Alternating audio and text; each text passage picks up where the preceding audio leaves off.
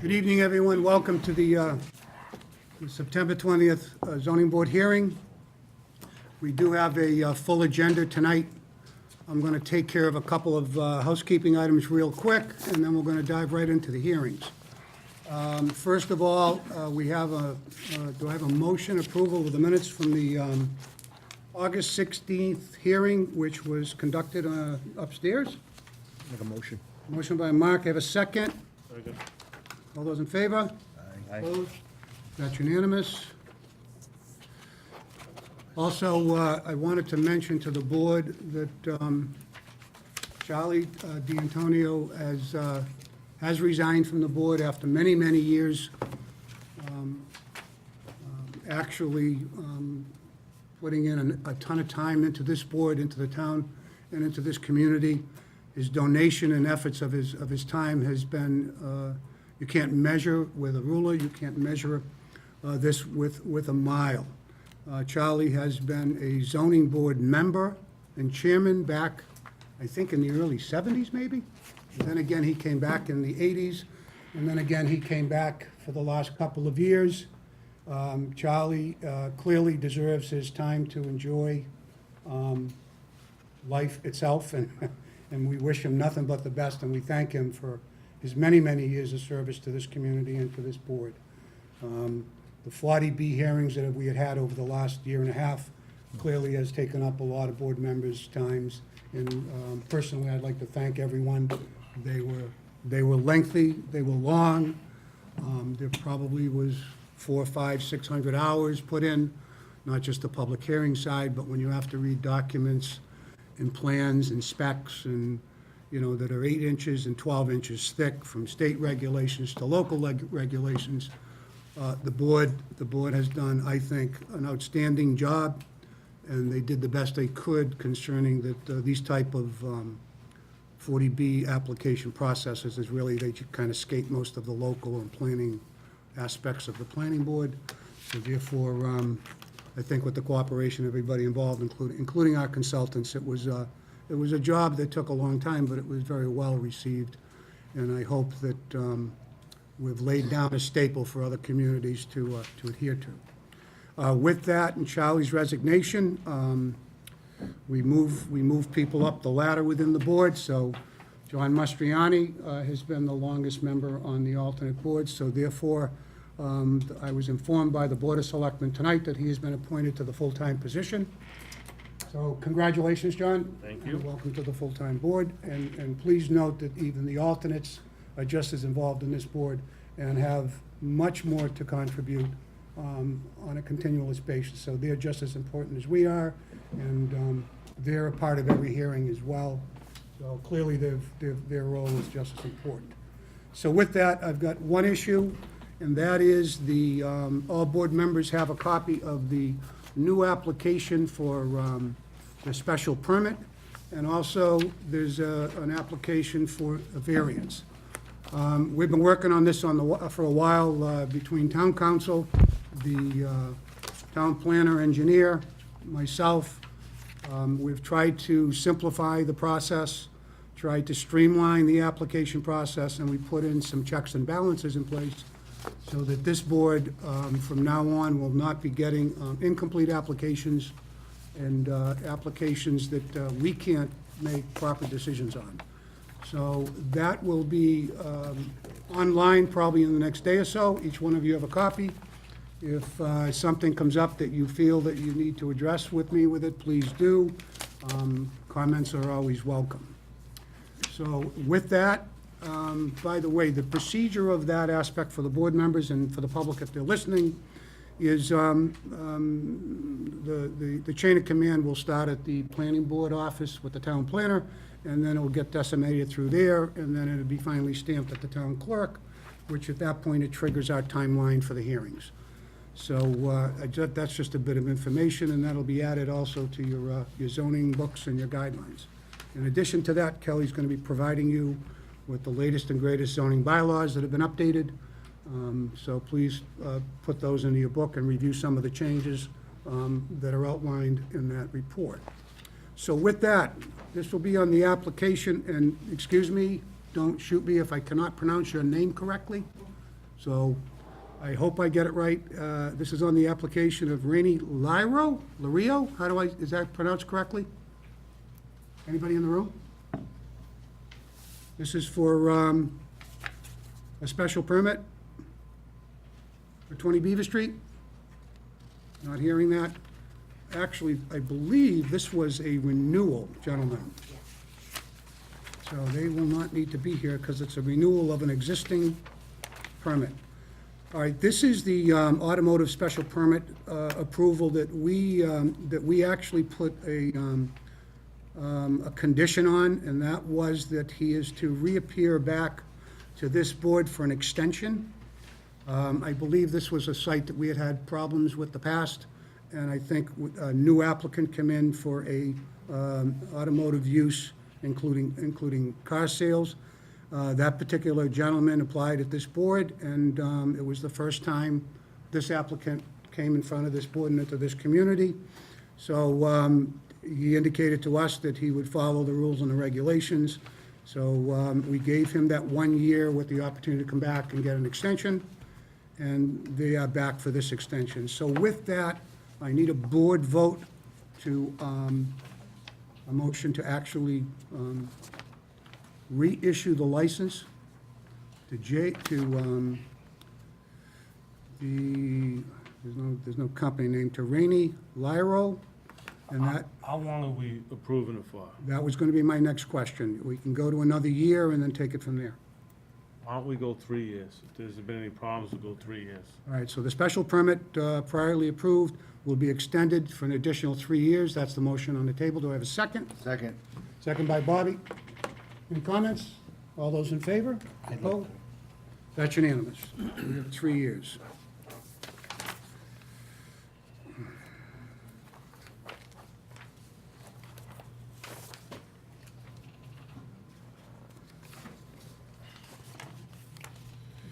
Okay. With that, the 710, this is on the application of William Varelli, 194 Congress Street. Please step forward.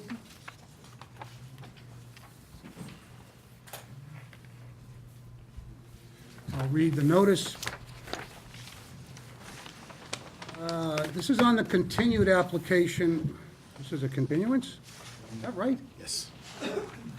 On the continued application of William Varelli of 194 Congress Street for variance and for provisions of section 2.5 and other provisions of the bylaw for land known as 194 Congress Street, consisting of a 15,000 square foot and a 9,000 square foot more or less parcel of land, which parcels are owned by William Varelli.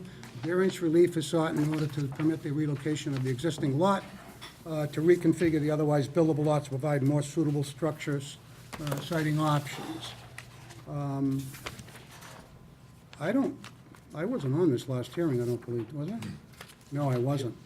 It was continued only for the purpose of moving forward. We did not present any evidence. Okay. Okay, that's fine. So we had on that one there, John, Cap, Mark, David, and Charlie was there at that point in time, so Charlie is no longer. So this will basically is the, right from the start, correct, Mr. Antonellis? Correct. Okay. Let me take a look at the application real quickly.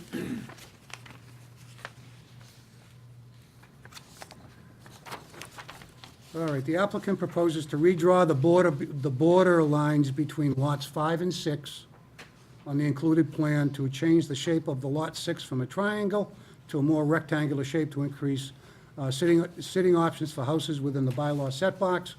And 2 single-family homes is what is being proposed. Concerning the aspects of the question, they're looking for a intensity of use schedule, so the lots were plotted as part of a 1956 subdivision plan. The lots do not meet the current requirements under our guidelines, but they are they're buildable lots under Mass General Laws 40A and Section 6. Concerning the applicant's question, what circumstances exist relating to the soil conditions, the shape and topography. The applicant states that the shape of Lot 6 referred to the plan as plotted in 1956 is unusual by modern standards and creates challenges for sitting a building. and challenges that do not exist in the zoning district at large. Excuse me. Concerning the aspect, if the variance was not granted, what hardship would be caused to the applicant, owner, and the answer states by the applicant, under state law, the existing lots are buildable based on frontage and area calculations. Nevertheless, not granting the variance would cause one of the lots to be required building on a significantly smaller footprint than the other, or would face the applicant to site the building on the front setback line. Statewide, the variance would not cause substantial detriment to the public good. Applicant states that allowing this variance will allow the two lots to be used in harmony with one another in the broader of the neighborhood. The applicant is trying to build two homes on a property zoned for that use, which should not cause any significant challenges. So before I move forward with the application and to Mr. Antonellis, people that are in the audience, the procedure usually will be that the zoning board members will ask questions of the applicant and/or its representative. Once we finish, we'll turn the questions over to the public. Please note that all questions or concerns are directed through the chair, not to anybody or to the applicant directly. Just voice your questions through the chair, and we'll make sure we try to get the answers for you. Please note that there's 5 members here tonight, so a favorable recommendation for something to pass would need to have 4 votes. So if you see or hear a vote of 3-2, basically the application has been denied. So with that, Mr. Antonellis. Thank you. For the record, Joseph Antonellis on behalf of the applicant. To my immediate left is my associate, Eli Lano, who I'd like to introduce to the board. Eli's been in my office since December of last year, and I think he's going to be here for a while longer, so you may be seeing him at night without me, but I thought it'd be a good time to bring him in and Our have him- condolences. Yes, thank you. Thank I you. appreciate it. To my far left is Bill Varelli, who is a longtime resident of Milford, Massachusetts, a 1967 graduate of Milford High School, someone I knew in high school, fairly good golfer and a rather bright guy, went to Worcester Polytech and has spent a lot of time taking care of his family over the years, as many of us have and many of you will continue to. The parcels in question have been owned by the Varelli family for quite some time. We asked for continuance last time simply to be able to get a better plan for the board to look at. Is there another big plan or no? Is there another big plan, Joe? No, can I put it on your table if you want? I got a smaller version of it. That'll be good. Thank you. What we were able to do is there had not been a really good survey of the property done for quite some time. The 2 lots as they existed that are shown on the original plan were buildable lots. This board is well aware of the concept of merger and the property merged in the Varelli family. They never checkerboarded the lots as many people in Milford did. Had they checkerboarded them, each of those lots would have been significantly over the minimum Massachusetts thresholds of 50 feet frontage and 5,000 square feet. At the time that the lots were created, they conformed to the zoning.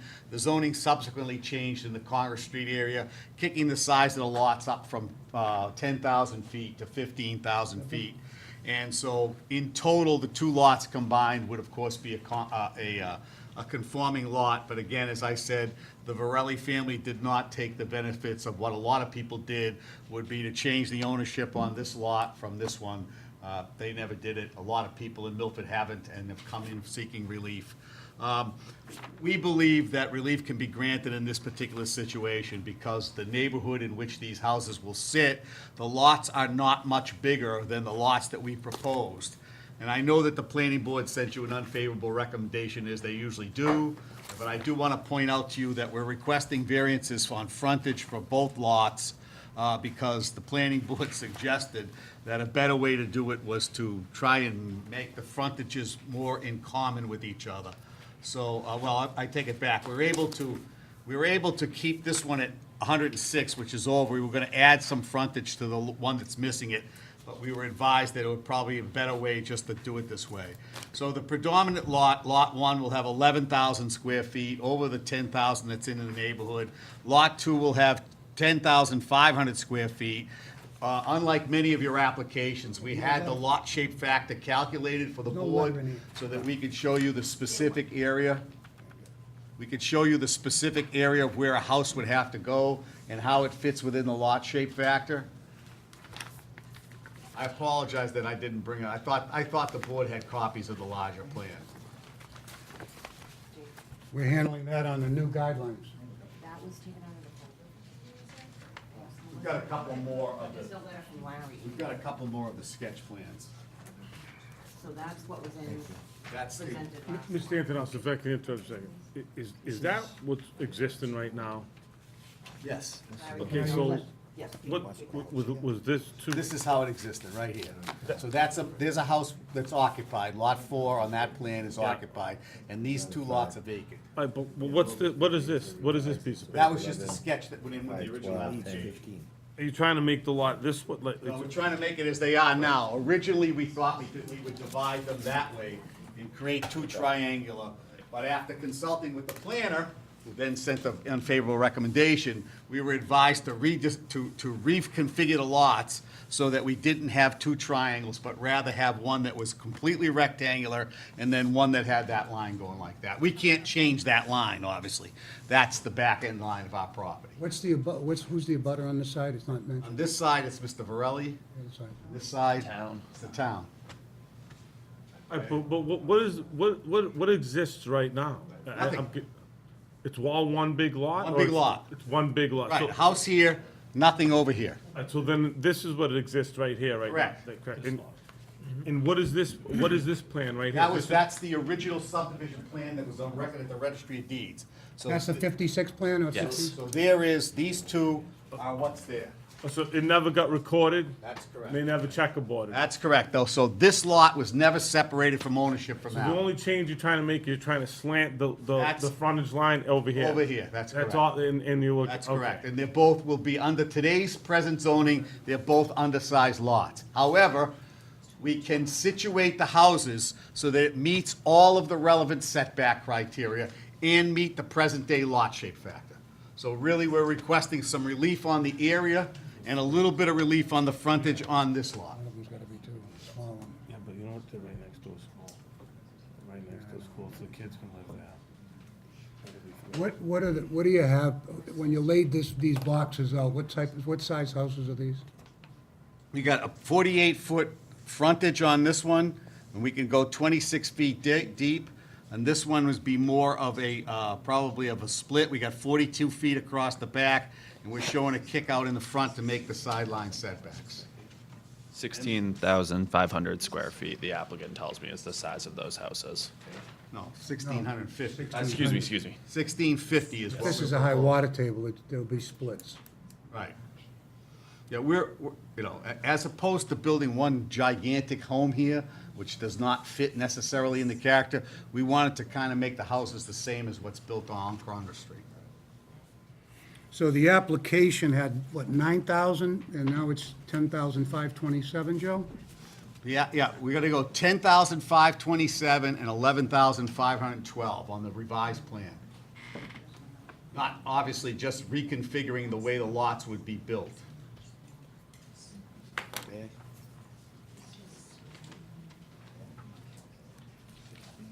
All right, I'll start with Bobby. Attorney Antonellis, I believe the Woodland School is right there, correct? Correct. Parking lot. And we're almost at the intersection of North Vine Correct, and Congress. correct. Okay. These 3 lots, the home and the 2 separate lots, as they were never recorded, as you said, so Correct, they're all laid out on the plan, Mr. Casual, but the Varelli family never checkerboarded them, as many families did. you didn't pay taxes on individual lots? Nope. They paid taxes on the house lot and then on these lots. Separately? Correct. Were those 2 lots merged at one point? Well, I think these 2, because there was a structure on this one, it doesn't merge. These 2 lots merged when the zoning changed. And again, they weren't checkerboarded. And what about the site that's in back of this? Well, it's Right here, Joe. The apartments. the The apartment complex? Yes. And again, you got the town of Milford over here, and there's some drainage for the town of Milford through the lots. So that's also at the bend of North Vine Street. Correct.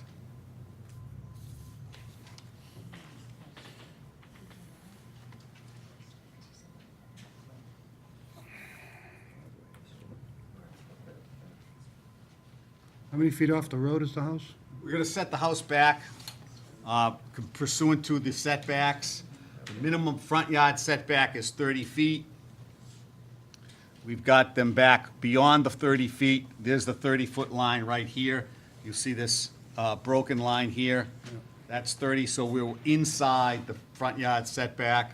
Again, trying to put them in the point. Again, as you know, we have a lot shape factor here in Milford now, and we were able to construct 2 boxes where we'll be able to put smaller homes in.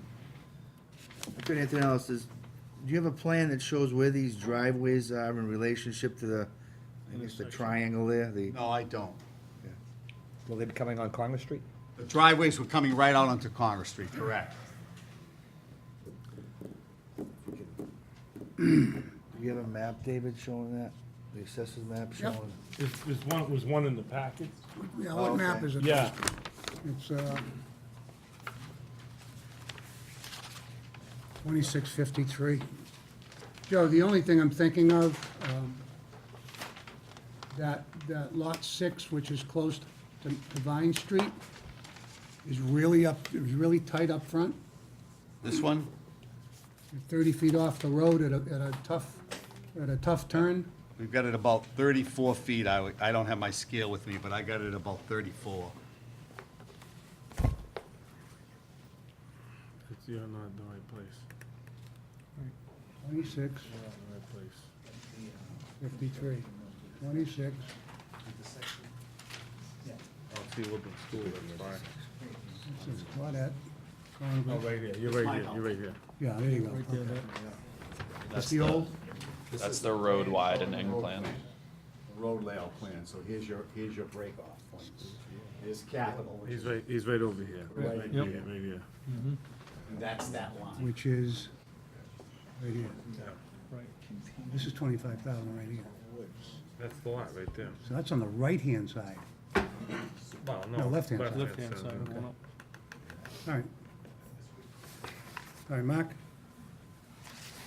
Where's the, if you don't mind me asking, where's the hardship here? Well, the hardship is based on the fact that we believe that the construction of a large house on one single large lot is less desirable to the neighborhood, and that relief can be granted without any detrimental aspect to the neighborhood, and that we'd be better off with 2 smaller houses there. And you feel I as though think- 2 smaller houses would look better there than? It would look better than 1 larger home on the whole property. I think it'd be more in character with the neighborhood. Provide more affordable housing. So I'm a little concerned about the intersections and the, All right. John? Oh, I'm good. Good. You have a question? I see you doing some drawings, so that really bothers Do me. you have a problem with, on lot 6, with the condition of that it's only 3-bedroom? 2-bedroom. I'm thinking 3. But I, Thinking 2. well, it's, you know, Because you can make it smaller, make the house smaller. well, what are the bedrooms on, like, lot 1, 2, 3, 4, and 4? Well, you can limit lot 1. If anybody decides they want to do this, we can limit lot 1 to 3, because we're trying to avoid building a big house, because it would be out of place. So you limit 1 to 3, and the other one that's, looks like it's a little tight to 2. I'm just throwing it out. Yeah, I had presumed that we would build 3-bedroom houses on both lots. I I anticipate. understand that, but And I better than anticipate- me voting no. Understood. I think the board knows that a reasonable. Let me kind of clarify a little bit. As a matter of right, prior to zoning, these 2 lots were completely buildable. And when we get into a situation when you have longevity in an owner, that longevity is designed to pass down to the family members. Sometimes, we end up in a situation where some people think it's a money grab, let's get it subdivided and let's just sell the lots. So when you're dealing with something that was allowed by right prior to the zoning change in Milford, you have to look at this in all aspects. So, and also look at the benefit to the community and the traffic and tough intersections. So that's why my comments came back with trying to work through the procedure and not start overburdening the area with larger homes, as the representative for the applicant stated. Otherwise, we might as well just go to one house and make it a 4-bedroom. So that's kind of where I'm trying to work through it, Understood. for the benefit of all parties. A stipulation on 3 bedrooms on lot 1 and condition of 2 bedrooms on lot 2 is certainly something we can deal with. Only because Lot 2 is kind of funky with the lot shape factor. I get it. Anybody in the audience care to be heard on this application? Any abutters that would like to have something to say? Anything else? Oh, All set? All right, with that, before we close the hearing, you have your last word. As always, on behalf of the applicant, I thank the board for the time they put into the applications and for your work and the deliberations that you consider. And we again believe that the subdivision of this property in 2 smaller homes will provide some new homes for our younger families in Milford, provide some more affordable housing, and do it in a way that's close to schools and in character with the neighborhood that's there. Thank you. Great, thank you. I'll make a motion right now, go with it now. Hold on, let me get my, I don't have a stenographer. Maybe you can start doing the stenography, or I can have Mr. Casualio do it. Excuse me, Mr. Chairman, before you close, I just submit the large plan to you for the record. All right, yeah, because I want to be able to sign that. Okay, thank you. All right, so I have a motion? I'll make a motion that lot 5 is 3 bedrooms and lot 6 is 2 Lot bedrooms. 1, you mean? Well, I'm Based on going the plan. This by was that. submitted, correct? This is, I'm submitting that out as part of the record for you because it is full-scale, properly engineered with the right code. So if you want to call them based on the lot numbers there, they were lot 5 and 6, but I believe that this is a better plan. So I'll reference them as Lot 5, currently Lot 1, and Lot 6, now known currently as known as Lot 2. Okay, and we, again, we would use this plan as submitted as a record. It's stamped and signed. By the way, to make sure it's in the record, the planning board did hear this, and they voted at their regular scheduled meeting unfavorable. And that is basically because this does not meet the current zoning regulations, and that's their position. So with that, I'll take a motion. I make a motion to, lot 1 is 3 units and lot 2 is 2 units. 3 bedroom on the left. Lot 1, which was formerly number 6, 3 bedrooms. Yep. And lot 2 is 2 bedrooms. Lot 2, formerly Lot 6 is. Yeah, so Two bedroom. lot 5, David. Yeah, okay. Joe, I'm going to put in a condition just to make sure that we can stay within that offset boundary. If we can just get the corners pinned, Okay? just to make sure that they got the right. Within the right location. Okay.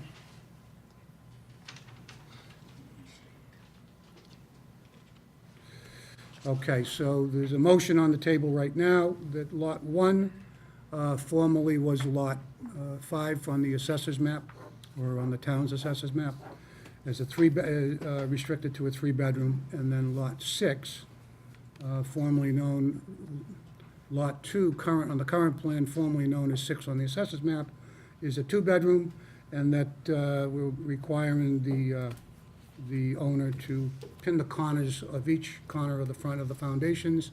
And I would say that should be able to solidify the locations, that they'll stay within that building envelope zone. So with that, do I have a second? Second. Second by John. All those in favor? Opposed? You're opposed? All right, so we've got 4 in favor, 1 opposed. Okay? Thank you. Thank you. Appreciate it. Okay, Bill. Off to later.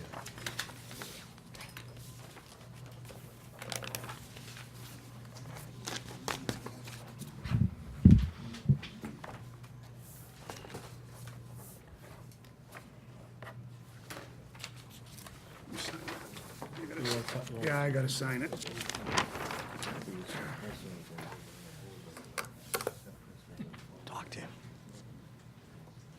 get that framed for you if you want. What? Get that framed with your signature. It'll be worth a few bucks someday. What one? Twice, so I'm gonna suggest we take them out of order. I'm gonna suggest to the chairman that we do Silver Hill and take the continuance out of order.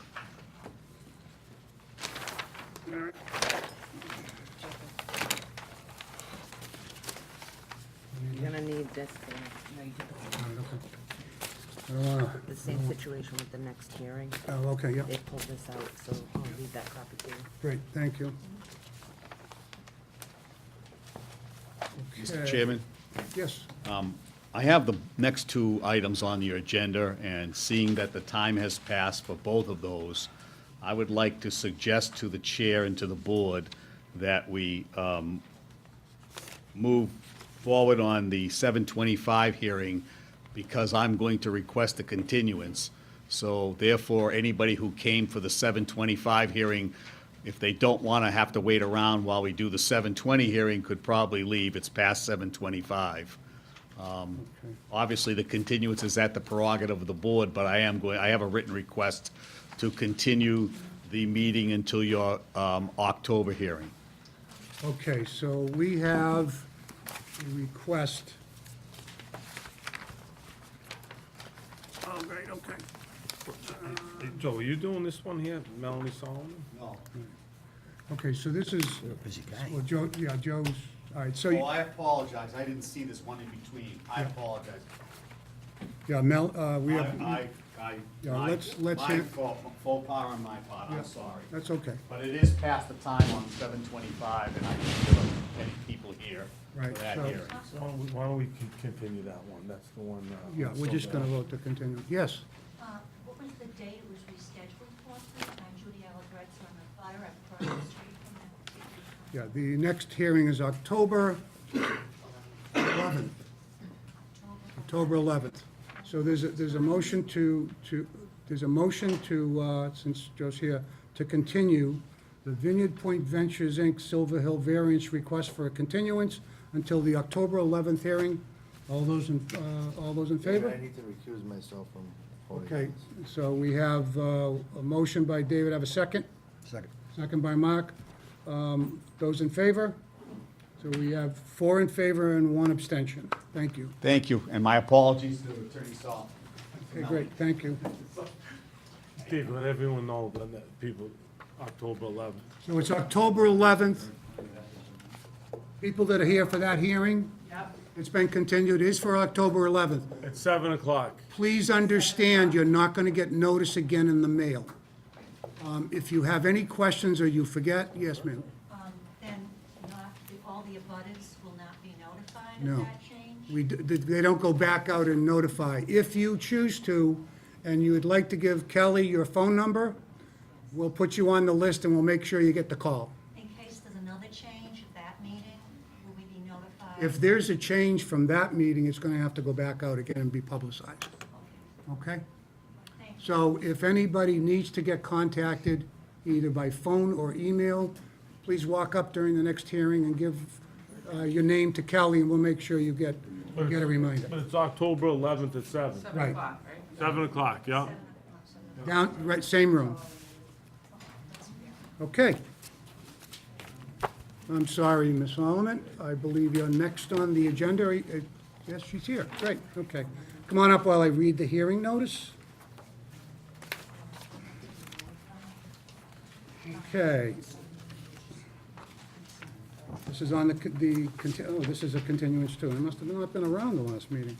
This was on the continued application of Melanie Solomon of 213 Main Street for a variance from the setback requirements of section 2.5 or other applicable provisions of the bylaw in relation to a land in 9 West Brook Street, consisting of a 9,600 square feet of land, more or less, which parcel is owned by the applicant.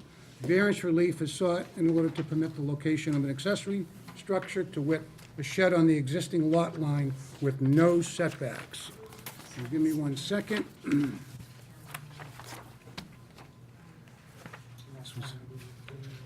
So this was apparently continued. Charlie was on that board, so he's no longer. Was this a straight continuance? If I recall correctly, it was. Yes, that was a continuing. Well, then I've got to go with the same board members, which is, 1, 2, there's only 4. There was an amended petition filed on 8/14. I'm sorry, there was what? There was an amended petition filed on you- August oh, 14th. Yeah, I filed it with the clerk's office, and I hand-delivered a copy to Larry as well, and then I had subsequently requested a continuance to September to accommodate my schedule, as well as the fact that I had filed an amended petition. Okay, all right, that's fine then, okay. Okay, so let me just get the board updated. It appears the prior application filed on, dated 7/2, probably was not totally complete at that time? Correct.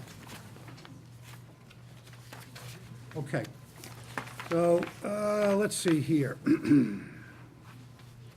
Looks like you're looking to install a shed to the rear of the property. So you're looking at Article 2, Section 2, intensity of use, Article 3 and 3.2.4 regarding setbacks. So you're trying to waive the setbacks. What circumstances exist to the topo condition, shape, and topography. The shape and topography of the lots on Westbrook Street and Richmond Avenue are very similar, narrow and long rectangular shapes, so our lot does not generally affect other land in the zoning district. Concerning the the question to the applicant, if the variance was not granted, what hardship would this cause? The applicant states we would be denied maximum use of our backyard, where we hope to install an in-ground pool in the next few years. Placement of our proposed shed will be consistent with the placement of our neighbors' sheds, which are at the rear corner of their lots, and the garage that is partially on our property. Also, it states that, state why you feel the variance would not cause detrimental, substantial detriment to the public good. She indicates all the butters have sheds, garages that are either exceeding the property line or within 2.3 feet of the property line. Project is significant home improvement with grading, leveling yard, installation of a new fence, and installation of a new shed. Will you do me a favor and shut that? Thanks, Kevin. So with that, let's turn this over to you and give us an idea of what's going on. Sure, I just would like to introduce myself to the committee and Madam Clerk. I've actually never been here before. Well, welcome. So I am a local business owner. My law firm's located at 213 Main Street. Consistent with what my desires are of maintaining and improving. When I was able to acquire 213 Main Street, I did extensive renovations there, just as I am at my house. My goal is to remain in Milford. I've been here for 10 years. I have no intention of leaving the community, and all 3 of my children go to public school here, so I'm very happy with the community.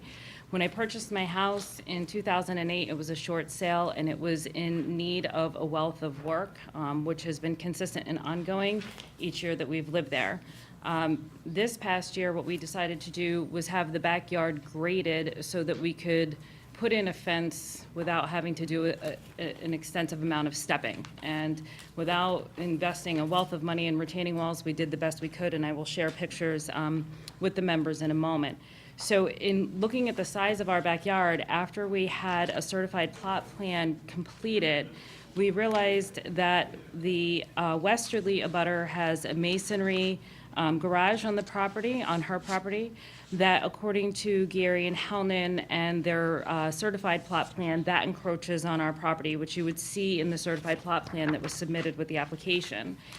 On the rear side, we abut our neighbors, the Candiellos, who have just actually, within, I want to say, the past 30 days, installed a fence along the back property line. They shared that with me. That was by agreement. And the easterly abutters, the Landrys, my neighbors, have no fence sharing our yard. Now, on 7 Westbrook Street and 6 Richmond Ave, there are 2 sheds there that appear to be standard 120 square foot sheds that are in the corner of the property.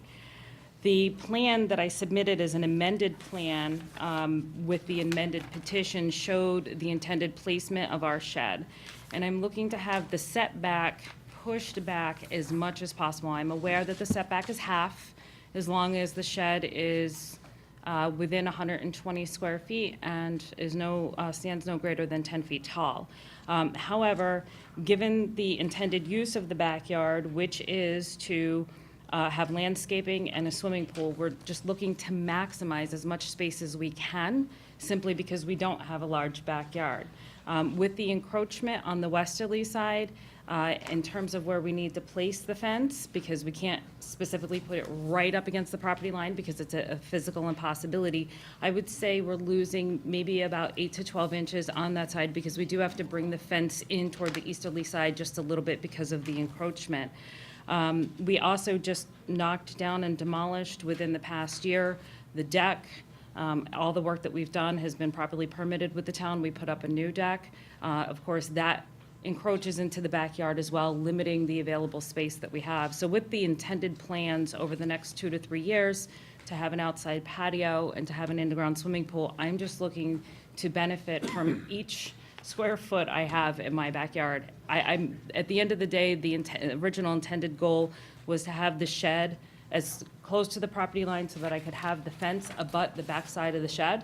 And if that's not a possibility, I would take whatever additional setbacks the board is willing to give.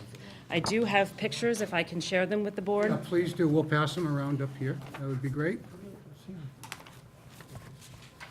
I have 2 sets that can come to each That's the side. right plan right there. For the benefit of the public, just so some of the public members are familiar with what we try to do as a board when we get our agenda, is we try to make an effort to drive by each piece of property. Sometimes you can't see everything because we certainly don't go on an individual's home. So we do drive by, we see what the impacts of the areas, so we clearly see and have an idea of what it looks like from the street.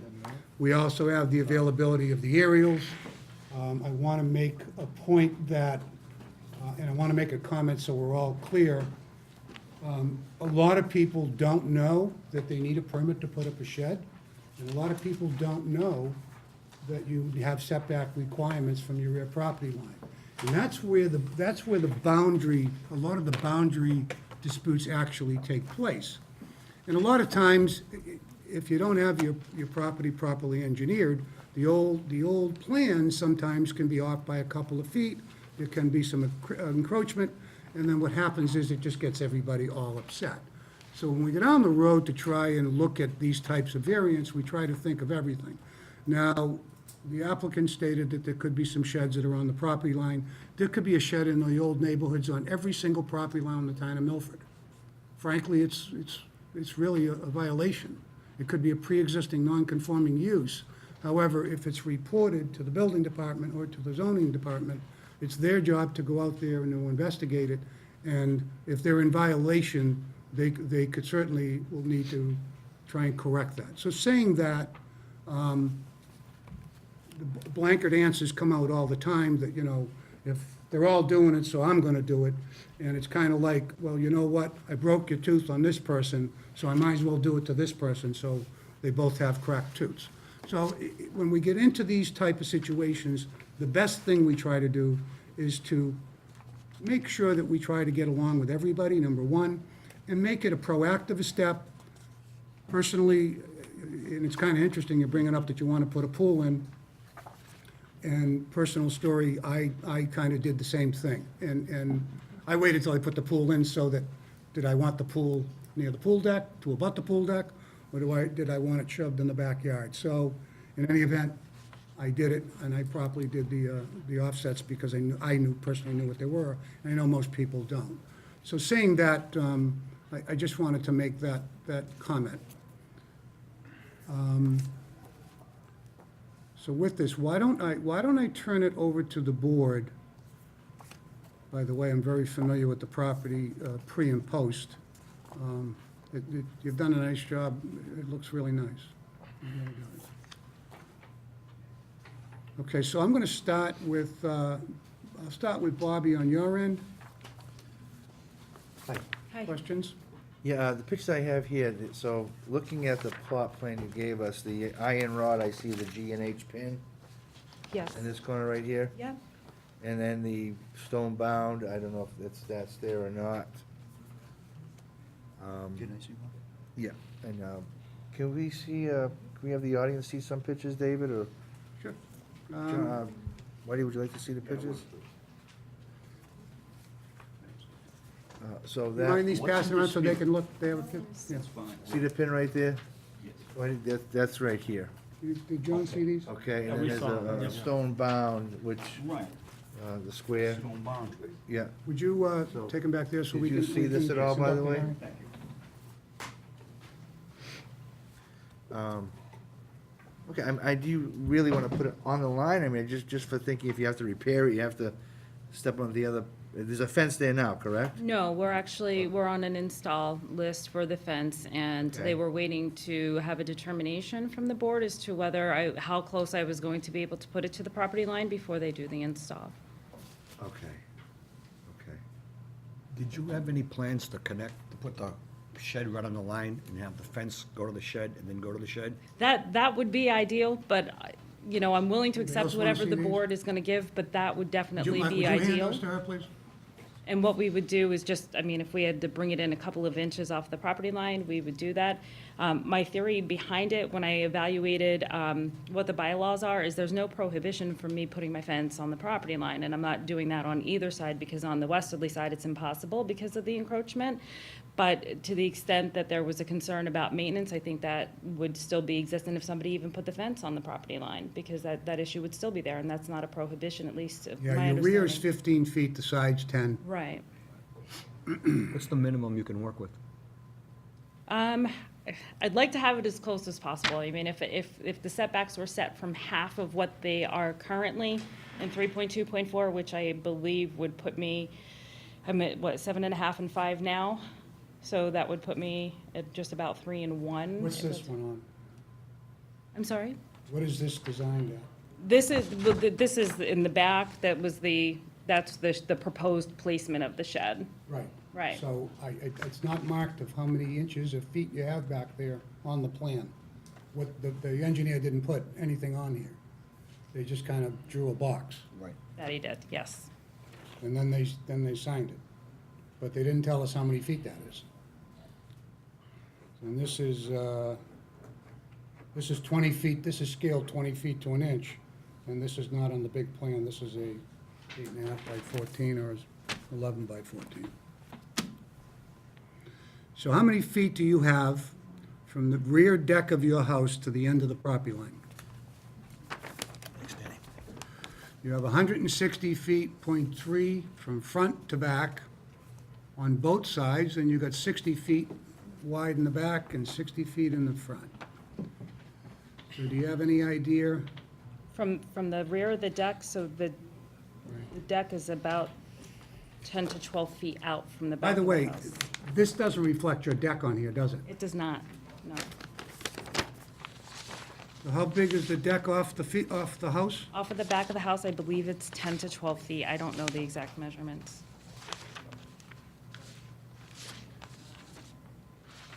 And then how wide is it, roughly? 22? About 20 feet, yes. Let's see if what my other neighbors have to say. See what other Yeah. neighbors have to say. Yeah. Is there any other questions? Just, I'd like to hear what the John? neighbors have to say. I want to see what the neighbors say first. All right, if you're addressing the board, please state your name and your address. Thank you.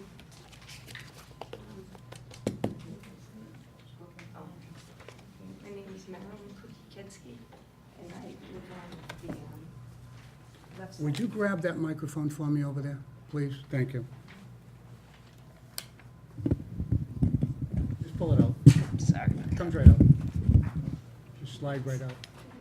Take your time. Thanks. Sorry, Dina, thank you, though. Feel free to have a seat right there. Relax. I'm just a little nervous. Basically, I live on the left side. Is this working? Yeah. I live in the left side of Melanie's house. And I know at the very beginning, I was told that 2 feet was missing. And then they said that they found the 2 feet between the neighbors on their right side. And my thing is that I've been there for 36 years, and if I could show you the pictures, where Gary and Hanlon came and did the marking. They didn't know. That weekend, my daughter got married down the Cape. When I came home, there were lag boats with pink ribbons.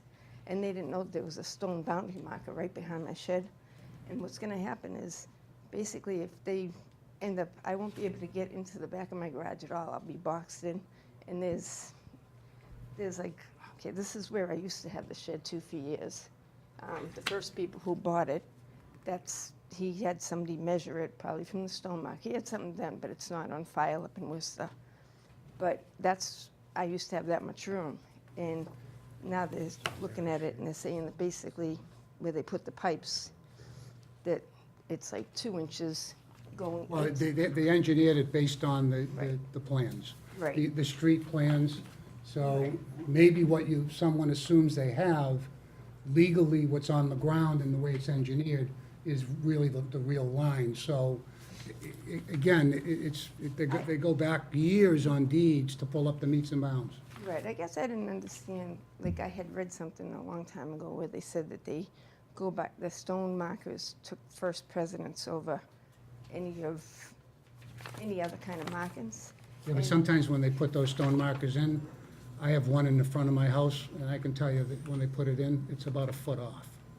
Okay, when well, they my put neigh- it in. Yeah, my neighbors on the left, we shared the cost of the fence that divides both of our houses, and they've been telling me for 20 years that my garage is 1 foot on their property. So now I'm being told I'm 2 feet on Melanie's property. Right. And basically, we have this giant tree that basically, this is like the back, and I really, I'm sorry, I've been sick for a lot of years. Didn't have the money to have anybody come and take it out, but at the same time, if we can't even get to the back of the garage and do any sort of maintenance, it's growing into the roof of the garage. And, if I go to sell my house someday, I won't be able to, there might be a problem with the people who are buying it, like maybe they won't buy it because of the fact that they can't get even behind there. I know I walked there one day, and Melanie saw me coming out, and they cut the asphalt in the driveway, and basically, it's just, I don't understand after 36 years and 4 owners, why all of a sudden it's totally wrong. I guess I would like to ask for more time, and trying to get a surveyor to come and double check it. You have the right to certainly do that, absolutely. I'm more concerned about the tree back there. That you can't get access to that tree Not if, behind the garage? not if, I don't know, I don't really understand where. This is the old fence. I can show you a clearer picture of it. Right here, okay? And then that thing that said enter, that's basically the new one that was put up. So that's where the old one ends, is like 4 inches in between. And so if she puts a fence coming right here, and she says she owns 2 inches towards the back of the garage, if I can't walk to the back of my garage, if I get, the other sides, I'm boxed in. I can't, they have a pool on one side. I didn't realize it, but my neighbors on my left, they put a fence in, they went right to the very corner where the garage was, and there's no way of getting in from even the other street and coming straight across. You can't do it. I'm not allowed to walk. I don't like hearing arguments between neighbors over boundary issues if both don't have an availability for the same aspects of engineering. I just think that I think the biggest issue is apparently there's a boundary dispute. May I be heard briefly? So, I'm scared. may I be heard in response? Sure. So the pin in the picture that I provided actually shows maybe a distance of only about 12 inches that would be from the property line to Ms. Ketzke's garage. So she only owns about 12 inches from the back of her garage to where the pin is in the picture that I took. Essentially, what she's telling the committee is that even though her neighbor on the further westerly side blocked her in, I should not be able to have full use of my property for the fence. We're not here for the fence, we're here for the shed. The fence was determined in terms of property line, by Gary and Hellman. I actually, You wouldn't be here for the shed either if you just went by the regulations. That's too. correct. And when Gary and Helen did the plot plan, I believe the original plot plan was in 2016. I actually afforded Ms. Ketsky the opportunity of having a copy, which I sent to her by certified mail. And when there was a dispute at that time, I actually spoke to the engineer and said, was there anything that we could do to mitigate her expenses, since we had an abutting line and they had already done the engineer plans for that, and to reduce the expenses? And their answer was in the affirmative, they were gonna do it. But to have a prohibition on me, for me to continue to do betterments to my property, because her property is actually now, as she admitted, encroaching on both the easterly and westerly side of her address, that shouldn't impede upon me. And the issue of the fence, I mean, I can put up the fence without issue. The issue before the board, at least on my variance, was for the setbacks for the shed. Yeah, it's basically, I mean, I think you have an opportunity to certainly get an engineer to verify. I was gonna We say- cannot get involved Yeah, in that's what I've been told. There were, disputes between abutters, and shamefully, that's the way it seems to be going. I mean, you may have an adverse possession issue from all those years, but an only attorney would be able they to. originally had built it for a taxi cab company, and what we just found recently was they have like this, the hole in the middle of the bay, and they probably washed the taxi cabs down, and so I found after they had leveled their land, that there's drain pipes that come out. And I would think that if I didn't own that land, why would they put the pipes on their land? I It was don't know. like 28 inches, I don't know. diameter, and it just, I don't know. I really don't know. I mean, My suggestion, and that's clearly just a suggestion, if there's boundary disputes, I think the first thing you need to do is maybe get an attorney and talk about getting yours engineered. And maybe that attorney will give you some good guidance on what you may need to do. I mean, it's just, I mean, as you can see, the Yeah, garage, I get the frustration, I do, I do. just, I don't really need to say it, but I did work for 35, 40 years, and I became sick, and I ended up getting on disability, so I really don't make a lot of money, and that's why I really I haven't been able understand. to get the people to come. But I'll be quiet, and basically, I had the 160, it went exactly from the marker, it went right to where it used to always be. And again, I think. I understand what you're saying. No, well, this is, you know, Gary and Hanlon, maybe another engineering firm can also confirm everything on the ground, and that shouldn't cost a lot of money to do that. I wish you good luck, but my suggestion would be, maybe you should get an attorney. It seems to be a dispute that's not gonna correct itself unless something happens. In any event, does anybody else want to be heard? Any questions concerning this? All right, then I'll turn it over to the board members. Bob, I'll start with you. I'm all set, I don't have any questions. Okay, Mark? My only question was, does the fence attach to the shed, or does the shed move in a little bit? I'm not sure if your back neighbor is gonna like the way it looks attached that way, or would rather see a fence go all the way across. And unfortunately, they're not here to. Well, the back neighbor, I've already communicated with them, because we were talking about design a fence so that we could have continuity of design. So they've already put up a fence that is 4-foot solid vinyl with the lattice on the top. We've discussed layout. Because they actually moved their fence up, there's gonna be a space between their rear fence and ours, just because they moved it up so that they could abut the fence on each of their property, each of their neighbors, so that they didn't have to pay for fence to go up the side of the property. So because they only ran a fence across the back, which now essentially fences in their whole yard because of their abutters, and because they left a space, if I could put it as near to the property line or on the property line, then it would just be my easterly abutter, where it would then meet the sides or the back of the shed. Leah Butter has no problem with this? No, I've communicated with them, actually, they That want. would be who? That would be the Landrys. They actually wanted the fence to go up because, again, they have a rear and an easterly abutter that have a fence, and now if I put up a fence, essentially their property's also fenced in, so. Oh, that I understand. Right. Again, I'm just going back to the way it looks regarding going up against the shed, rather than coming all the way across and the shed being a foot or two Right. off the fence. That's my question. Right. I'll leave that up to the board to make some suggestions. I'm okay with, going 3 feet off of both, The back and the side set line. Both. Yeah, 3 feet from each side. John, do you have something to say? Nope, I'm good, thank you. Yeah, I'm fighting with hardship, because there's no hardship. The deck was put on, which was 22 feet roughly long by 10 or 12 feet deep. I get the fact of the pool, I understand that. I think we could probably work with something along with what he's indicating to try and help that situation. And again, what everybody else does around there on their property line is immaterial.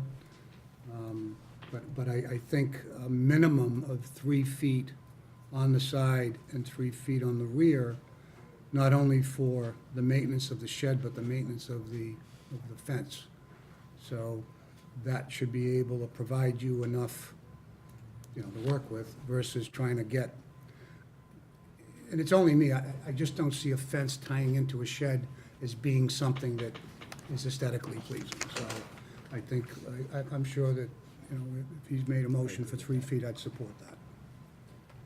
Is that your motion? Yeah, that's my motion. All right, so we have a motion I'll second that motion. for 3 feet from the side and 3 feet from the rear property.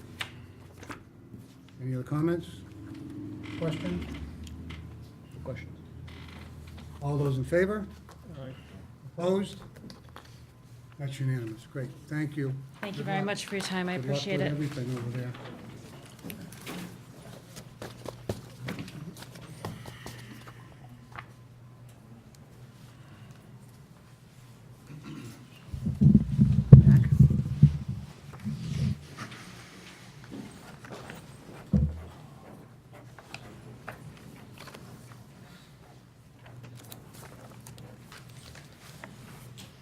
Okay.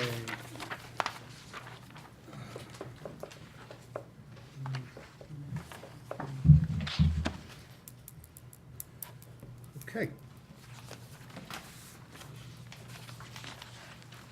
You back? I'm just back, did that. just once more tonight, that's all. that. He's back. I promise you. Nice tie, by the way, Joe. Thank you. It's 2 meetings in a row. Compliment on my ties, 2 meetings in a row. We always get him on his ties. Okay.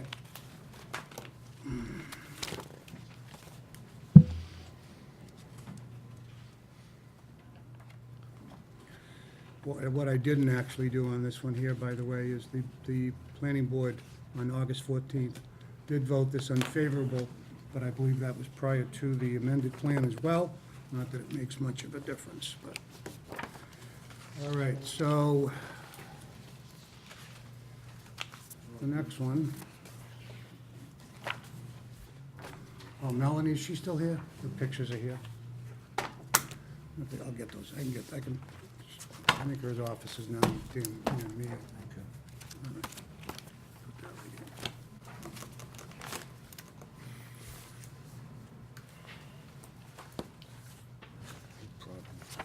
Okay. This on the application of RD Management. Let's see, for variance relief and provisions of 3.9.2.3 and 3.9.2.5 on the other applicable provisions of the Boney Bylaw in relation to a large parcel of land located on 124 Medway Road in Milford, which parcel is owned by REIP Milford LLC, also known as Milford Plaza Associates. The variance relief is sought in order to permit the co-location of more than four tenant names and workmen's where the existing signage is conditioned on not more than 4 tenants' names appearing on the sign. I believe I remember that when we did the relief. I Waive don't, the reading? yeah, motion to waive the Motion to reading. waive the reading. I'll second that. Second that by Mark. All those in favor? Opposed? That's unanimous. And concerning the planning board, they did review this at their 9/18 meeting, and they recommended unfavorable.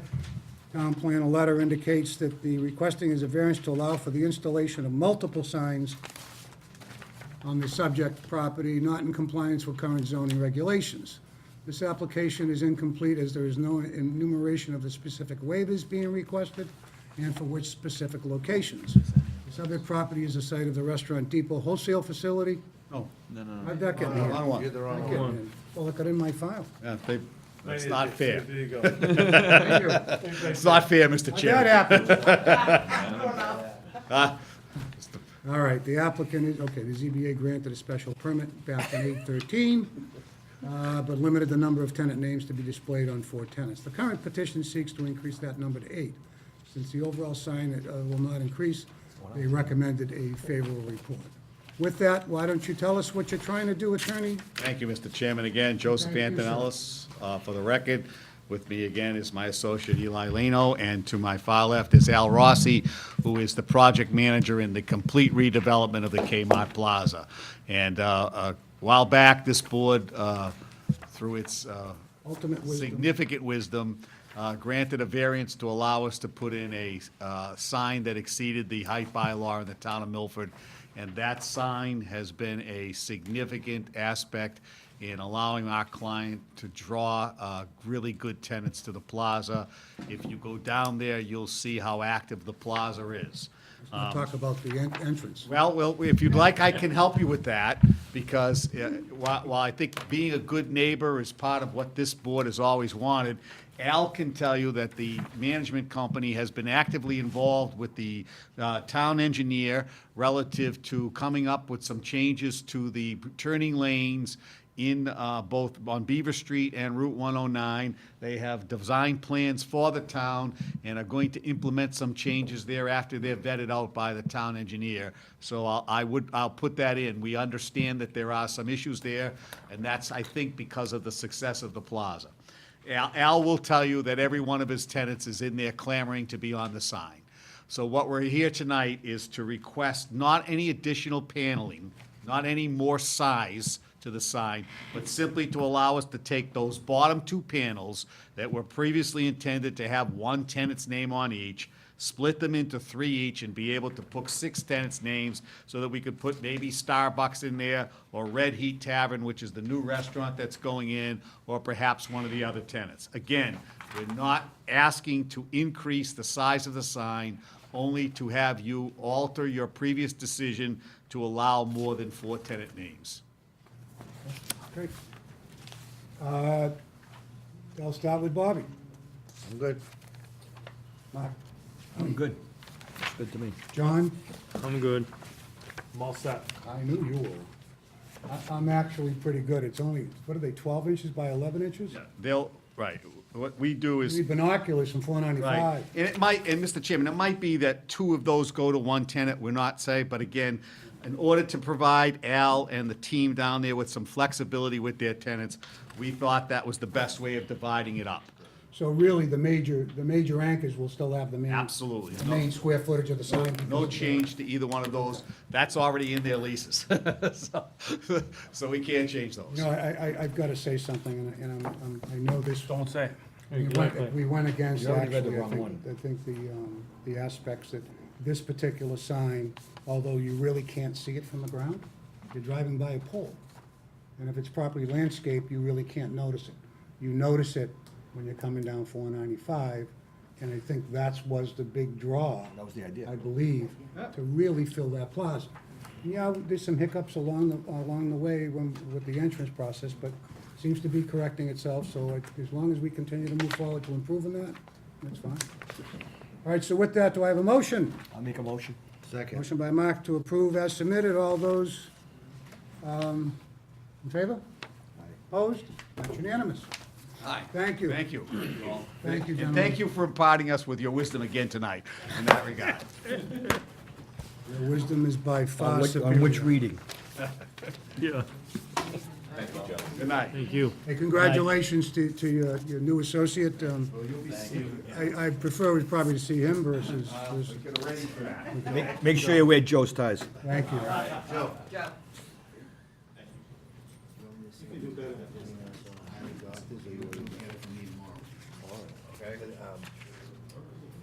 Okay, next. This one's This is on the application of Ultrasign, is that the next one? Yep, Virginia Point was continued. This is on the application of Elias De Quiro, hopefully I pronounced that. Ultrasign Corp., West Main Street, Northborough, for a variance from the provisions of section 3.9.7.5 or other applicable provisions of the zoning bylaw in relation to a parcel of land located at 100 Deer Street, consisting of 819,000 square feet of land, more or less, which parcel is owned by JMDH Real Estate of Milford. Variance relief is sought in order to permit the erection of the sign that was computed, erection of a sign whose computed sign area exceeds the 10% wall area size limitations by the bylaw. The planning board did review this and recommends unfavorable at the 9/18 meeting. And chairman of the planning board indicated the applicant is requesting a variance to allow for the installation of multiple signs on the subject property, not in compliance with the current zoning requirements. This application is incomplete, and there is no enumeration of specific waivers being requested and for which other specific locations. The subject property is the site of the Restaurant Depot wholesale facility, which has approximately 536 feet of lot frontage on Deer Street. The signage being proposed appears to be for a retail operation in a commercial district, not for a wholesale facility within the BP Business Park zone. There appears to be no hardship whatsoever relating to this property. Therefore, they recommend an unfavorable report be forwarded off to the zoning board. With that, there is an application in the file. I can't make it out. I don't know what they're actually trying to look for. So I'm going to turn it over to the tenant, to the applicant, and he can try to give us an idea, and then we can take it from there. With that, go ahead. Yeah, I think at the beginning might be my mistake because I give the wrong address here. I didn't realize that the designer put the wrong address, 134 Cedar Street. Maybe the sign guy did consider that building over there, But our building is very large, very large building, And also in the beginning, in January, February, was kind of, my boss called the building inspector, they pre-approved, and the sign all built. And again, I'm just the installer, I'm responsible to do the installation for my boss in New York. Okay. Then I don't know if why, because I didn't pay attention, because the address was wrong, 134 Cedar Street. Maybe the guy, based on that building, which was gas station, Okay. but our property is very large building, Yeah. Is it- Okay. I'll start with John.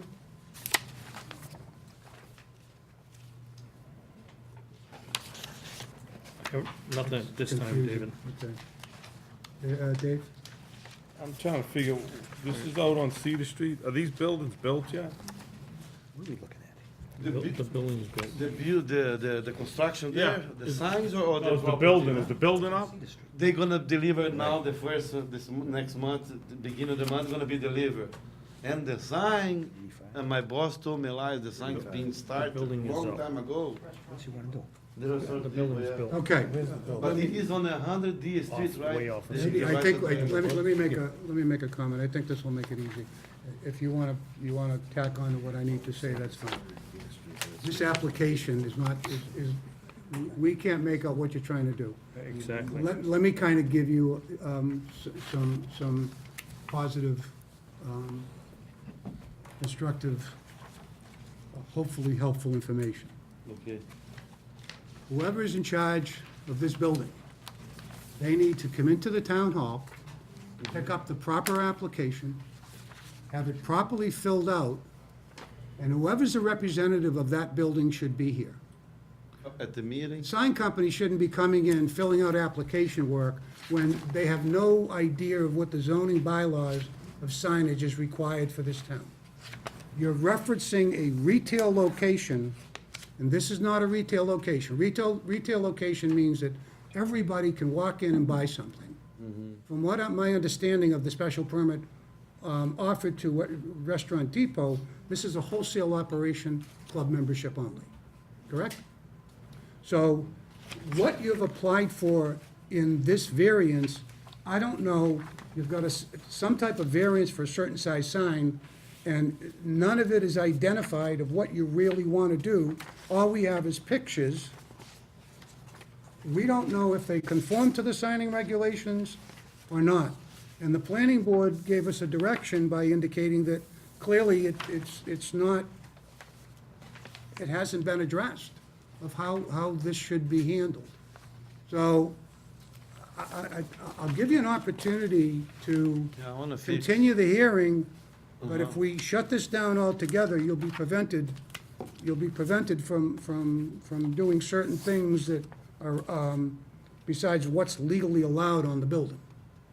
So my suggestion would be, and that's up to you, to have a continuance and get the right people understanding the guidelines, the Sign signage. permit all more of my time, you know, I do the apply in Boston, I go everywhere, I have engineer. This Then one, then- I'm represent. Yeah, and we'll give you the opportunity to get to the right people to understand the zoning regulations for the town of Milford on signage. And then if you have an engineer, that engineer knows what he can do, and he'll take the zoning bylaws, and then he'll take the signage bylaws, and he'll put them together to get a proper application filled out on which signs are oversized and which signs are within the regulations of the zoning signing bylaws for the town of Milford. I think that's the best thing to do, to be able to take the time. Because if we vote no, there's no signage. I suggest that you take the continuation Good, you know, till October 11th will be the next meeting, October 11, October 11th. so I need I don't to even have an hire, application in here for it. hire my engineer to do the calculation that I you think say. your engineer should get a copy of the signed bylaws for the town of Milford. And I think, Okay, because what you did is you basically threw everything in here, and we don't know what goes where. I mean, yeah, we got pictures to go with, but we don't know if I've got the we don't building know if on that them. sign is oversized or not. Because nothing is properly in the application the way it should be. Okay? if I go now and take a picture over there, because I'm graphic designer, I'm. you know, Who's the manager in charge of running the operation? It's the residence sign from New York. I'm just installation guy, but when I I get it. when I take the installation, they give. I'm in charge of the installation, but I do the drawings. So the office, I can go there, take picture of the building, you know, and who's the owner of the building? the owner of the building. Yeah. I have signature from then I forgot. It his says name. signature, owner's signature, and it says attached. I don't have any Yeah, yeah, owner's they give- signature on the application. Yeah, I just have their signature here. Let's see. I forgot his name, she told me the name of the owner. I think you need to get the engineer involved. But the building inspector should tell me in the beginning about this thing, you tell me, you know, to get the engineer, then we do it. Listen, you have a project manager, you got a project engineer. It's not our fault that someone doesn't follow the aspects of the standard procedure. We have email saying pre-approval in February, then they start the production already, everything being, I don't know what my boss gonna tell me. Well, you can tell your boss, he can call the town planner, and the town planner can walk him through and help him that way, but this is just not a complete application. This is not, we can't even, we don't know what you're doing. Yeah, the sign's supposed to go on the bill, but we don't know if it's legally the size that's allowed under the regulations of the town of Milford zoning They bylaws. say it's too much sign already, the sign inspector, then we're trying to see if you guys, We're only the zoning board that goes through the applications. You have an application that is, the builder told me it's too many signage for the building, but I agree with you guys, look like it's a lot of signage because only a draw, it is not an actual building picture. Because as soon as I go tomorrow and take a big picture there with my camera and put the sign, it's gonna be like nothing. Nobody gonna see nothing on the 495. Someone should have thought about that a long time ago. But the building now is finishing, now they're doing the facade now. Well, then I think it's paramount that Maybe I did too, that the property owner gets with his engineer and gets the proper documents filled out for the variance that you're looking so in for. other words, this drawing wasn't, but the design, the building should tell me from the beginning, you know? You can take a, Let him make his presentation. well, like I said, you can put signs up that are legal, but you better, hopefully they're legal. They're under the sign bylaws. So, again, the owner, the architect, and the council for the building should be able to help you with this, instead of you trying to do it on your own. No, that's nothing. Well, I mean, you say Hard you to do be it all there the, on the you say you 30 do it feet all in the air time. down the side, that's gonna be hard. But- That's nothing. It's The not building's so clear what big you're that trying to the do. Large property over there, a lot of trees around, nobody see nothing. How they gonna So find we'll give it? you an They're not gonna opportunity do- to correct it for the October 11th meeting. October 11th, October 11th. another meeting, in other words, okay? Yeah. Okay, October 11th. I have Anybody seen- on this hearing want to be heard, by the way? I have, let's see if I have the owner here, she gave to me, but, oh, here. But I don't understand the English, no, this is his name, the owner of the property. That's on your signage. Your application, Oh, okay, the owner's got to sign the application too. the owner has to sign the application. This is the application, so the applicant and the owner of the property has to sign it. The secretary should tell me when I went to apply, I need that, and I don't. There's a whole set of directions that went with this. You need, They're just need gonna to blame follow on them. me now, now I'm gonna be. It's not your fault, it's their fault. They're gonna blame on me. Well, have them call us, and we'll She told me correct it. in February, the sign was pre-approved, that's why they started building in New York. Then she go there, is everything all set, take this, then they ask everything. Hey, Oh, let's move on, let's move on. Do you wanna do it now? Do you wanna make your presentation, yes or no? No, I wanna continue, do the. Yes, I wanna you're get gonna the- continue? Yeah, I wanna. Okay, get let's the- continue to October 11th, okay? October Of 11th. October 11th. If you have a question, call the town planner, okay? Okay. All right, let's, don't waste our time anymore. Call the town No, planner. no, listen, I talk Okay, about good, me, good, because they good. should tell me what Oh, to good, do. good. Because the secretary should help me. Okay, you can leave now. Okay, October 11th. October They're gonna 11th. blame on me. Thank you. So I'm not gonna have a letter on on my shop there about this. You may have signage that may be allowed by right, I know, they told me, a lot of. but you're gonna have to do that. You can't do it here because this is not, The hardest to put the sign up there. Listen, Who I gonna think- put? It's gonna be me there. we're done. It's You're not you're the sign. continued till October That's the 11th. hard thing. I wanna see you guys go there and put the sign on a large concrete building, big building. Okay, thanks. Okay, thanks so much. All righty.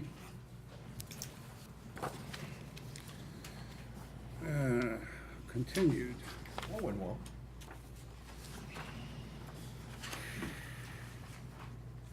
A big company like that doesn't have a representative? Yeah. There's a lot of comments I could make, but I won't. Can't send a. Okay, moving on, we have, oh, this is the Paris family? I didn't see you here, John. Come on in. Okay, this is on the application. We need to compliment John on his tie. Yeah, if you're gonna do ties. We gotta do Joe, we gotta do John. It's on the application of Demos and Nicoletta Papiras of 80 Silver Hill Road, Milford. I love the tie. I'll leave it to you, Mario. Sorry, just one question. How I get the confirmation about this meeting? Going back to the building department, Call the town planner, the town planner? yeah, Okay. okay? Okay, thank you. Thank you. On the application, I'm sorry, the Papiras family of 80 Silver Hill Road, Milford, for a variance from the provisions of section 2425 and 32 and 3.44 on the zoning bylaw in relation to a parcel of land located on 190 West Street in Milford, assesses map 50, lot 32, which the premises is current location is considered the Dairy Queen restaurant. The variance relief is necessary to establish carports with solar arrays on top of various locations, together with the rearrangement and addition to the parking of various locations on the property. We have a motion to dispense with the reading. I'll make a motion. Motion to dispense with the reading, as long as it applies. Second, all those in favor? Opposed? That's unanimous. By the way, for the record, the planning board did review this on 9/18 and did issue a favorable recommendation. And I don't have anything from the, in file here.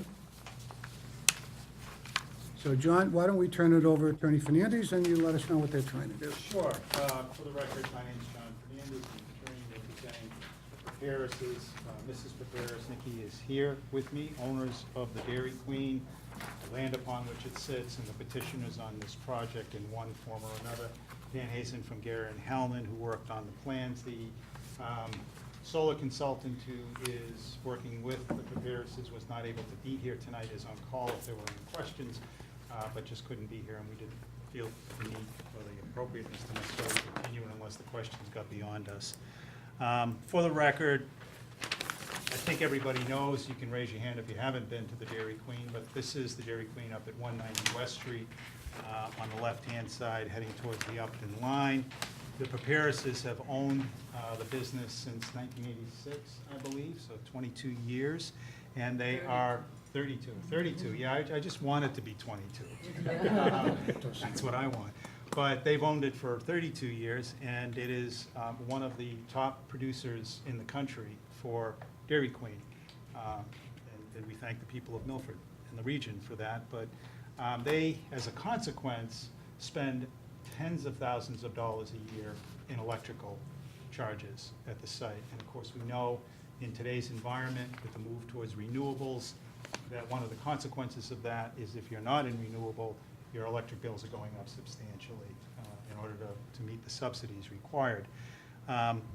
When I was first approached on this, Nikki was talking to the consultants, but they hadn't recognized that the site in the CC zone was not actually even zoned for a solar project. When solar went into effect many years ago, they left the CC zone out because they just weren't sure how this was going to sort itself out, and they felt that some of the lots were small and they wanted to see how it worked out in the community. At this point, when we came back for the Maytown meeting with a proposal to allow it in the zone, we proposed that it be allowed by special permit. And of course, the planning board wanted that special permit issued by the planning board. That did pass unanimously at town meeting, and we are back. Now, we knew, even though the building envelope would not support the project, we did not make any effort to change the building envelope because, of course, we know that would affect the entire zone. And in terms of meeting our existing setbacks, so we knew that the process would require us to come through this board for variance in order to go back for the planning board special permit. And why is that? Because this is involving the location of carports over the parking, and the parking pre-existing goes out into the front yard already. And so in order for us to make this viable, we have to track the parking while staying inside the requirements of the zoning bylaw that none of the carporting be located or extend into the travel lanes. So if you will remember, there is some parking in the back, a few spaces back here. There's parking along the sides, and there's parking right up against the building. It would not be possible with the Dairy Queen brand to put the carports right up against the building. So we're limited to being able to come here, here, and here. This is a several $100,000 project investment for the Paparases, and the return is amortized over 20 to 30 years. And so in order for this to be viable, the original thought was to try and get to 140 kilowatts, which is not a big project in the solar arena, but it was necessary to get near that number in order for the cost stream of income to match up in a way that made the project financially viable for finance purposes and for long-term projections. We had to lose, in order to stay within the travel lanes, we did have to lose some of the parking coverage up here over the landscaping. So we're down to 131 kilowatts, and we are on the border of this being viable if we have to go below that in terms of the cost and the return on investment. So when we looked at this, this is a constrained site. In the back, there is some land here, but it drops down. There's a residence back here. They have an oversized garage back here, but there is some tree shading in here that would block much of the vision of these carports, because the carports will be interior minimum of just under 10 feet to a total at the top of about 13 feet. So that, we didn't want to come over here with any more because we would have been closer to the house in terms of view. So we wanted to stay, we could have perhaps asked for a variance to put some parking here, or we wouldn't need a variance for the parking, but put some parking here and then put the structure over it, but we wanted to stay away from the residence. So we felt it was better to go out this way. Now, this is just under 10 feet from here to layout, but when you get from edge of this to pavement, we're about 25 feet away. So there's a pretty good distance here. And in the back, if you would remember, this greened area here is a hedgerow that you can't see through, and it's up 15 feet. In fact, from the house that's here, there's only one window that's even visible on that house, and when you look down, these will not be visible to that, from that window. So actually tucking there's a variance here where we're going down to, at the minimum, about 12.5 from the required. Here, we're within the front yard by this distance. Here, it's only this little bit right here, and in the back, it's this little triangular area. So our variances are here, here, and here. And they're minimal in this regard, in this regard, and in this regard. This extends out, but again, if we were to lose any of that, that would start to make the project unviable. So we are constrained by the existing hardship here for financial purposes is the existing infrastructure out here constrains us to cover the parking where it is located as best we can. Now, there's not a planner report. Larry did say he was going to try and get you guys a letter. The one thing that was suggested at the meeting, so that people driving down here might not have any kind of a distraction at all, because you come up this way, you're not even going to see this stuff. You come down this way, you're going to see very little. But the suggestion was that the one post that be located out here be actually painted green. There was a suggestion made by one of the board members, so that if somebody was coming down, the panels themselves and the carport's going to be lost in the view coming down because it's so close up against the hedgerow. But the person that suggested it suggested, well, this will just blend it in even further, so you won't even see it at all. Other than that, they had seen this, they knew what we were doing. They sort of used that recommendation to you as a preliminary look at the site for site plan and special permit purposes, and you saw that they voted 5-0 in favor of this project. So I'll be happy to answer any questions about it. The SMART program is getting ready to kick at any moment, and so we'd like to get into the queue on it, to be able to do it. We had talked about trying to do some ground level, but you can't mix the two in the SMART program. You can't mix the two? Could you do rooftop? Not here. Again, Dairy Queen brand issues, we start going up with stuff on top. Really? And there's infrastructure up here as well right now that would not make it viable. How tall are these ports gonna be? The ports would be at, so you've got, With the panels. I do have, I can give Is you. it similar to East Main Street? It is exactly the same as East Main Street, Similar to except the it's double. not a double. Not on East Main, you've got the doubles. So at the top, highest, with the panel on top, top level is about 13 and a half, somewhere around there. The top of the car, or the bottom part of the carport's a little over 11 at the highest, and then about 9.5 at the lowest. So, and you know, they put the PVC bar across so that people don't bump into it. And there's obviously open space here for any oversized vehicles. And it will be a benefit, really, to the people who come here, because sunshine, it's cover, rain and snow, it's cover. So it actually adds something to, you know, to benefit, actually, the patrons in the neighborhood. I'm all for green. Yeah, there you go. I'm green. So, any questions? Bob, go ahead. I'm good. I'm good. Dave? I'm all set. John? I'm all set. Yeah, I'm fine. I'm fine. Okay. Last word. Well, the last word is that. That tie, I'd be careful. Hey, I buy at the same place you buy. I would ask that you consider favorably on this petition. Thank you. Anybody else? All right, great, thank you. Pleasure of the board. I make a motion to approve. Second. I have a motion to approve as submitted, with the existing changes, because I see dumpster changes on the course. There are changes that have to occur. Including the for this. parking. So, as submitted, I have a motion by Mark, seconded by Bob. All those in favor? Opposed? That's unanimous. Thank you. Can I keep this? This is part of the plan, I'm gonna sign it. Yeah, absolutely. Mr. Chairman, do you want this one as well, or the marked up As one? long as I got a stamp on it. Is that a stamp one, John? There's not a stamp on it.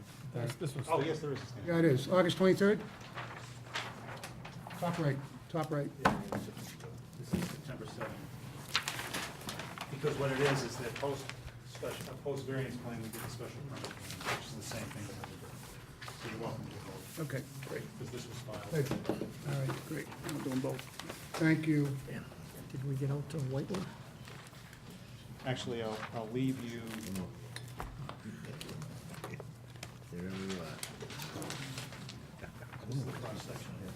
Oh, great, okay. Great, super. Good luck. Thank you. Thank you. Thank you. Wow, you've been here a while. Welcome, welcome. This your first zoning board hearing? Yep. Probably be your last, right? Come on up. Come on up, come right up front near the microphone. We'll get you running here. I remember my wife's name is Demola, not Yeah. Okay.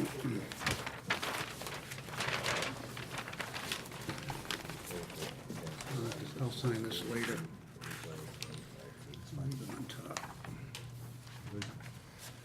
Kelly, remind me to sign the previous one. Fill out the approval and sign the previous one before I leave tonight. Okay.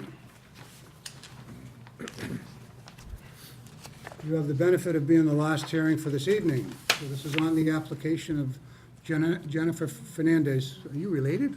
No. Oh, okay. No. Of 24 Silver Hill Road, Milford, for the variance for front setback requirements of section 2.5 of the zoning bylaw, other applicable provisions of the bylaw in relation to a parcel of land known as 24 Silver Hill Road. It's consisting of an 18,923 square foot lot, more or less. Parcel is owned by the applicant. Variance release is sought in order to permit the construction of a new second floor and an attached garage addition with 30 feet of frontage setback is required, and 25 feet of frontage setback is proposed. With that, let me reach over to the application. Waive the reading. I have a motion to waive the reading as presented. Second? Second by Bob. All those in favor? That's unanimous. So I see a bunch of plans in here. Why don't you tell us what you're trying to do? You have something that you can Yeah. post up there and explain to us what you Well, want to do? it's actually a small version. I do have a bigger version. Is there an engineered plan? Is that the engineered plan? Yes. And I attached one also to the, Is it this one? yeah, it's kind of small. That's why I got it. And then I have this, which will, well, show exactly what we're trying to do.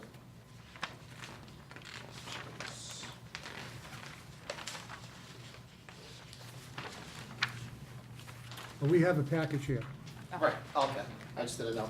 So basically what we're trying to do is, like, the set of steps The front step? are existing, along with the bump out that comes to the front of the steps. And what we're trying to do is actually just bump it out to meet the bump out that we already do have. So we're not going past the steps that are already existing or anything. We're just looking to square off the house to make it a little bit bigger. We have two- Pre-existing under the current conditions of the front steps. Yes. So we're not going any further than what the bump out is as it sits. And our initial thing is that once we put this garage up, is to remove the old garage that's there, which is basically sitting by the side of the road, which is only, I don't know, like maybe 10 feet, 8 feet off the edge of the road. So your addition is 30 feet wide by 28 feet deep? It's 26 by 30, which is the garage, and then the actual addition is only coming, it's gonna be 17 feet wide in the front on one side, 9 feet on the other. And it's coming out from the existing corner to meet the front corner is 13 and a half.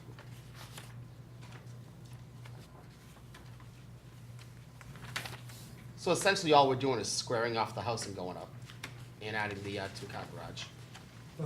That's my question. What you have on the plan is, you have a 30-foot wide garage? Two-car 30, garage? yep, yes. 30 feet? Yep, 30 by 26. And 26 or 28? That's 26. Okay, 26. You're non-conforming on the side lot requirement. Okay. So it's existing non-conforming as it is right now, and would, like I said, we're just looking to, Yeah, all you're doing is you're improving you're improving a current, yes. improving a non-conformity. Little Yes. I mean, it's basically one of the smallest You houses. could, by right, you could avoid, by closing the garage up, you could meet the side lot requirement. We meet the side lot, what we don't meet is up here. Yeah. Is the only section where we don't meet is, let me show you right here. The only section we don't meet is right here. Even with this bump out. These two little bump outs. So you're But this is- you're adding this. Yes. Okay. So this right here is existing, Yeah. and basically what we're doing is bringing The it up and lined just area, squaring it the off. lined area is the new stuff, okay. Yes. I got you, Yes. okay. I'm sorry, I should have brought Bigger plan, yeah. That's under the new laws we're taking care of. Okay. So you're actually, on the second floor, you're gonna have, So we're making 3 bedrooms up top with 2 bathrooms.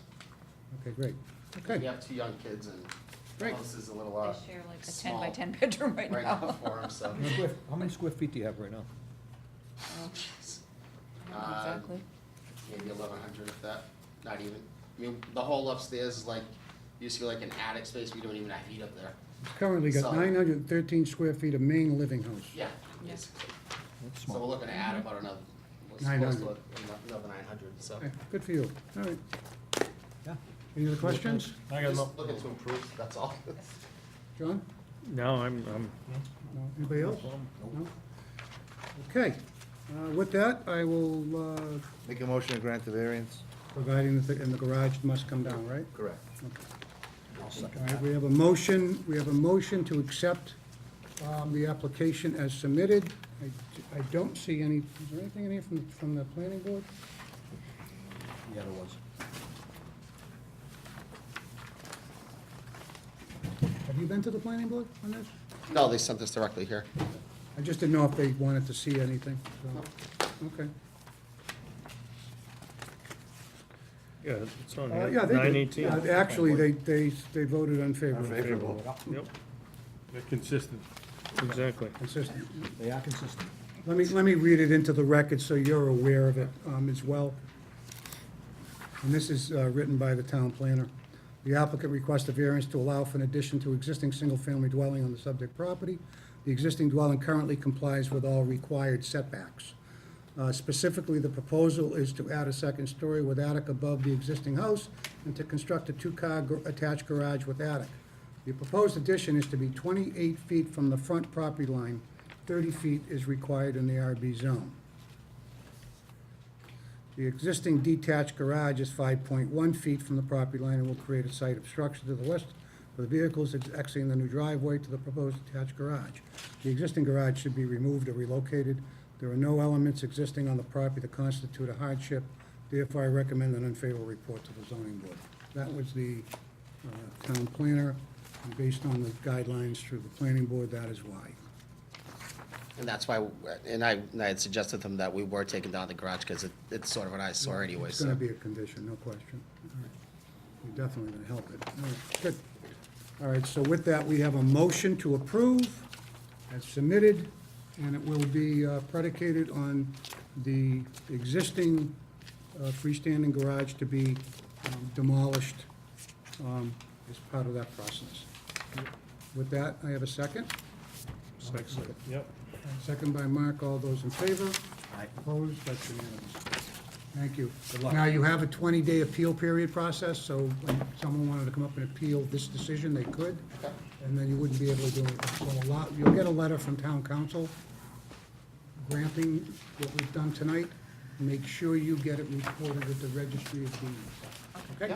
Absolutely. Thank you very much. Thank you. Thank you. We have a motion, do we have a motion to adjourn? Motion to adjourn. Motion to adjourn, all those in favor? Thank you, everyone, for joining us. Have a good evening.